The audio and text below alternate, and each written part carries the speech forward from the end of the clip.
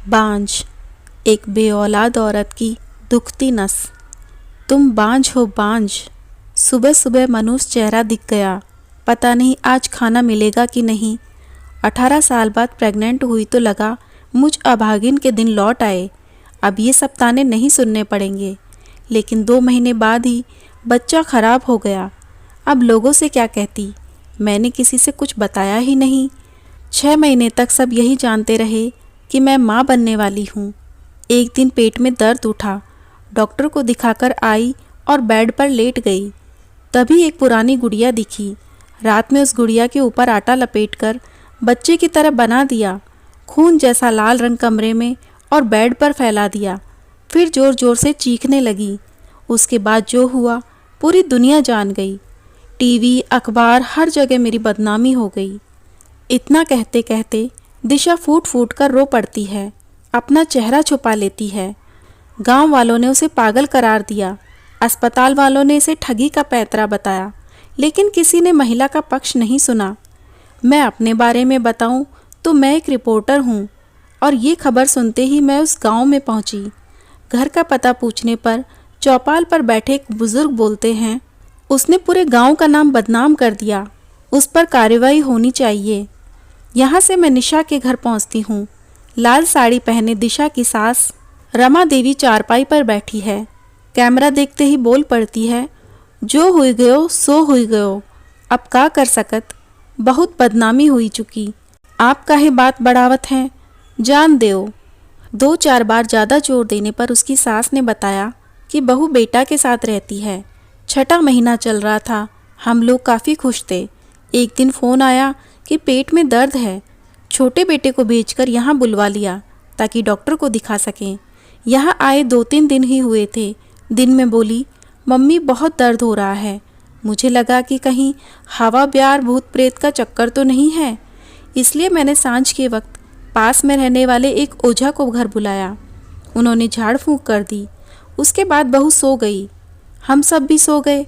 सुबह 3:30 से 4 बजे के बीच की बात है। बहू अचानक चीखने लगी। आवाज़ सुनकर मैं उसके कमरे में गई तो देखा ज़मीन पर खून पड़ा है। पास ही बच्चा पड़ा था। मैं घबरा गई और रोने लगी। थोड़ा अंधेरा था इसलिए बहुत साफ नज़र नहीं आ रहा था। रोने की आवाज़ सुनकर पड़ोस की बहू आई। पूछा, चाची क्या हुआ? मैंने इशारा कर बताया कि बच्चा गिर गया। उसने छूकर देखा और बोली, चाची ये कैसा बच्चा है? इतने में पड़ोस की 2-4 महिलाएं और आ गई। कोई कहने लगी भूत व्याध का चक्कर है, बच्चे का खून चूस लिया है, हड्डियां रह गई हैं। इसके बाद मैंने आशा को बुलवाया। आशा ने कहा कि बहू को अस्पताल ले चलो। सामुदायिक केंद्र में दिशा की जांच कराई गई थी, जहां डॉक्टर ने जांच के बाद कहा था कि बच्चा नहीं प्लास्टिक की गुड़िया है। अब दोनों पति पत्नी दूसरी जगह जाकर रहने लग गए हैं। वहां का पता लेकर मैं उस दूसरी जगह पहुंची। यहाँ दिशा और उसके पति दोनों किराए के छोटे से कमरे में रह रहे हैं। इसी कमरे में खाना पीना सोना सब। बेड पर बैठी दिशा लाल रंग के दुपट्टे में मुंह छुपाए सुबक रही है। आंसू पोंछकर मुझसे चाय पानी के लिए पूछती है। मैं कहती हूँ अभी चाय पी कर आई हूँ। इसके बाद वो सिमट कर बेड पर एक कोने में बैठ जाती है। दिशा कहती है, 18 साल की उम्र में ससुराल आई थी। खूब लाड प्यार मिला, लेकिन मैं बच्चा नहीं पैदा कर सकी। पति ने हर जगह मेरा इलाज कराया। 18 साल से दवाइयाँ खा रही हूँ, लेकिन कोई फ़ायदा नहीं। बड़ी जेठानी के 4 बच्चे हैं। वे अक्सर कह देती हैं, तू बांझ है, तू बांझ ही रहेगी, तेरे कभी बच्चे नहीं होंगे, तू बच्चा पैदा कर ही नहीं सकती। उनकी बातें मुझे चुभती थी।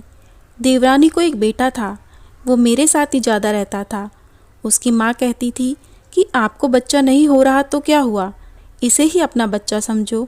लेकिन कुछ साल बाद ही निमोनिया से उसकी भी मौत हो गई। इसके बाद मुझे अभागिन, मनहूस, न जाने क्या क्या बोले जाने लगा। लोग कहने लगे कि इसकी छाया पड़ने से बच्चे की मौत हो गई। 4 साल तक देवरानी को बच्चा नहीं हुआ। जेठानी मुझे देखते ही अपने बच्चों को दूर हटा देती थी। सुबह सुबह किसी के सामने पड़ जाती तो लोग मुंह घुमा लेते, कहते कहाँ से निसंतान का चेहरा देख लिया, आज तो खाना भी नसीब नहीं होगा। किसी के शादी में चली जाती तो लोग कहने लगते कि शुभ मौके पर अपशगुन करने कहाँ से आ गई। लोगों की इस तरह की बातों से परेशान हो गई थी। मुझे लगने लगा था कि मेरी ही गलती है। मन करता था कि जान दे दूं, घर छोड़कर कहीं चली जाऊं। पूजा करती तो मन करता कि भगवान की मूर्ति उठाकर कहीं फेंक दूं। कोई मेरी सुनने वाला ही नहीं था।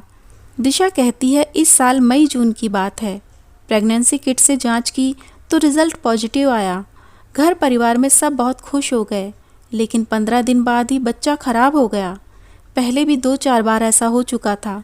मैंने सोचा अगर घर वालों को बताऊंगी तो लोग कहेंगे झूठ बोल रही है। डर के मारे किसी को बताने की हिम्मत नहीं जुटा पाई। यहाँ तक कि पति से भी कुछ नहीं कहा। हर महीने डॉक्टर के पास जाती रही। देवर बाहर बैठा रहता और मैं अंदर बांझपन का इलाज कराती थी। घर आने पर कह देती कि बच्चा ठीक है, कोई दिक्कत नहीं है। इस तरह मैंने 6 महीने तक किसी को नहीं बताया कि बच्चा खराब हो गया है। एक दिन पेट में दर्द हो रहा था, डॉक्टर को दिखाकर आई तो घर में एक पुरानी सी गुड़िया मिली।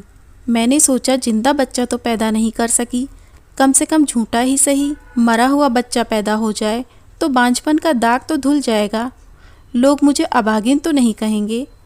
इसके बाद रात में लाल रंग डालकर आटा गूंदा। सब सो गए तो उस आटे को गुड़िया पर लगा दिया, उसे बच्चे की तरह बना दिया। पानी में थोड़ा सा लाल रंग घोलकर कमरे में इधर उधर फैला दिया। उसके बाद चीखने लगी। शोर सुनकर सास और बाकी लोग आ गए। तब नहीं सोचा था कि ये ज़िंदगी की सबसे बड़ी गलती साबित होगी।